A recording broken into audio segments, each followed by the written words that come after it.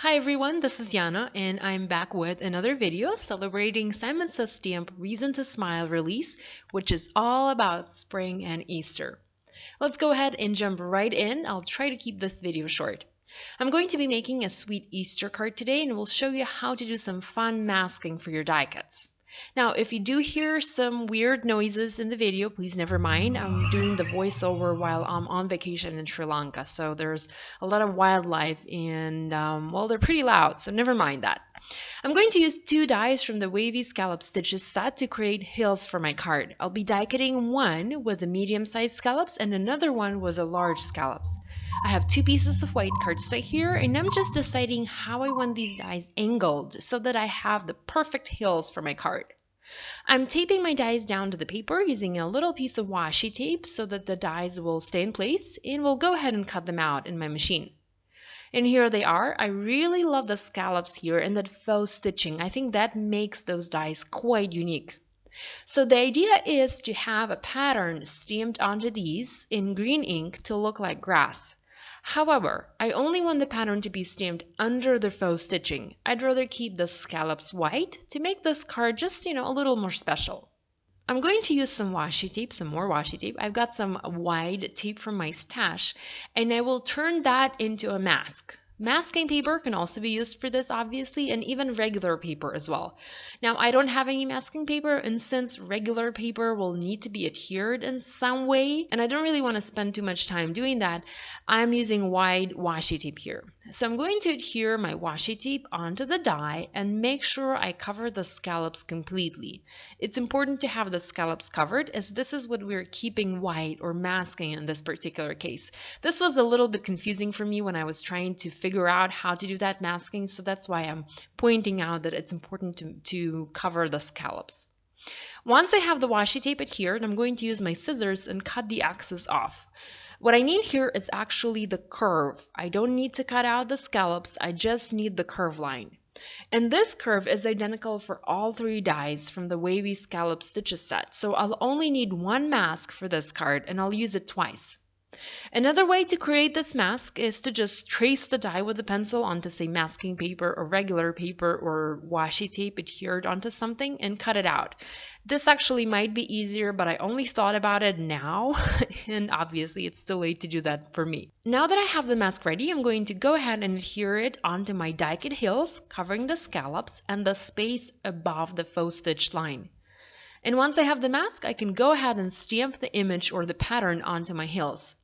So I'm going to use the background cling stamp from New Simon release. I'm going to ink it up with green ink. I'm using Willow here and just going to go ahead and stamp it onto the hills. To make it easier for myself to stamp it, I'm keeping the stamp on my desk. I'm placing the die cut hill on top, but I'm making sure it's pretty side down. I'm covering this with a sheet of printer paper to protect my fingers from getting dirty and just going to press this with my fingers to transfer the ink. This way I can be sure that the stamped pattern is actually aligned with my paper. I really don't want it stamped at an angle here. However, you can do that. I think that would also look really cool. Now go ahead and repeat masking and stamping the pattern onto the other hill and have both of them ready for your project. Next, I'm going to stamp the cutest little bunny using the Intense Black ink from Simon, and I'm stamping this onto Neenah Solar White cardstock. I'll be coloring the bunny with Copic markers in just a second. Now, while I have my stamp set out, I also want to stamp a few Easter eggs. I'm using a couple of my favorite colors of ink from Simon. I have Duckling, which is a really pretty light yellow color. I also have Twirling To-Do, which is a beautiful pink, very light, like sort of pastel pink. And finally, I'm using green Catkin ink. Also, I'm loving this color. So I'm going to stamp a couple of each and we'll later cut them out using matching dies. Now let's go ahead and color the bunny.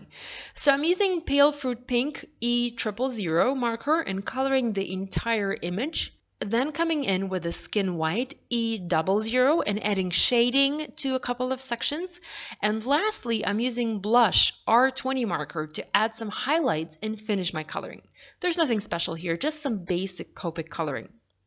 I will now use a matching die and we'll go ahead and die cut this cutie out. Now I am building a little scene here and I already have my hills and my bunny. Now I need to create the sky. So I'm going to use another ink from Simon. This is High Dive. This is a very nice blue, and we'll blend some of this blue onto the sky section of my card. Not too dark, not too light either, but enough blue to be visible from behind the green hills. And the blue ink will actually also help the little scallops on my hills to stand out from the background. Next, going to go ahead and adhere the hills, but first I'm going to lift up these scallops a little bit. The faux stitched line actually helps you to do that, and lifting the scallops up adds a little dimension to this card. So I'm going to adhere one hill and then foam mount the other one and trim the extra paper around the sides and the bottom of my white panel.